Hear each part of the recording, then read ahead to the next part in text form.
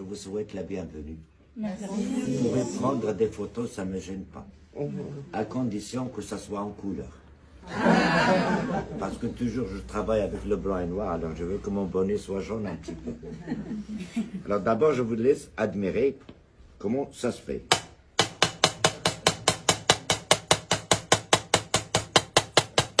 Parce que là, c'est une spécialité qui se fait seulement à Meknès, il n'y a pas ailleurs.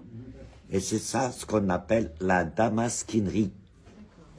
C'est du fer forgé, incrusté en fil d'argent.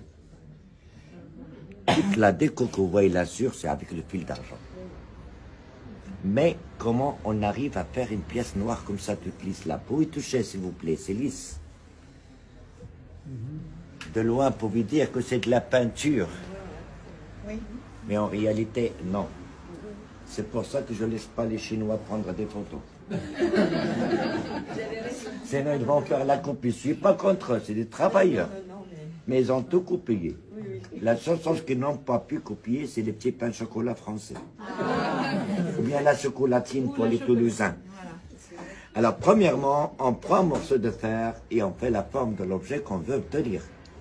Après la forme, avec une lame comme celle-ci, on fait des rayures dans tous les sens pour rendre la matière en relief, suivant le millimétrage de pile, comme ça. Dans tous les sens. Comme ça, les rayures se croisent, ça devient comme une sorte de petite pointe. Comme ça, lorsqu'on commence à faire les dessins, on peut jouer avec le fil comme on veut. Les dessins, ça sort de la tête. Après avoir rayé la pièce, ça devient blanc. Or, blanc sur blanc, on ne peut rien voir, c'est normal. C'est pour ça que je le mets au feu, pour obtenir la couleur bleue. Comme vous dites chez vous, le bleuir. La couleur bleue, ça nous donne le contraste de voir. Et tous les dessins sont faits avec un seul fil d'argent.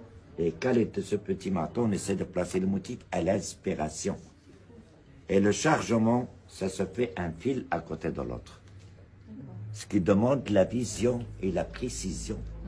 Heureusement que les carottes ne sont pas chères au Maroc. On y mange beaucoup. Et lorsque c'est fini chargé, ça passe une deuxième fois au feu.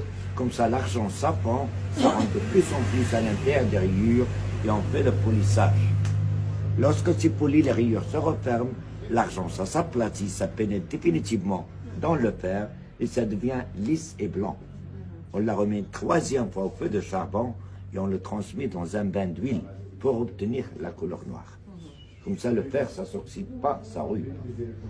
Et c'est normal, avec le temps, l'argent, ça ternit, ça devient un peu comme ça.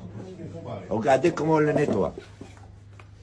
Eau et savon et laine d'acier, le tampon Jex, que tout le monde connaît. Regardez, ça prouve que l'argent ne part pas et le noir ne part pas. Même si on le met à l'extérieur de la maison, dans un petit jardin, ça ne craint rien du tout. Regarde. 10 secondes, c'est pas fatigant pour les gazelles. On sait que les hommes aident un petit peu. Ça, c'est à propos de la première spécialité de Meknès. Comme vous connaissez qu'au Maroc, il y a 4 villes impériales. Chaque ville, il a une ou deux spécialités. Meknès, il est réputé par deux, la damasquinerie et la broderie.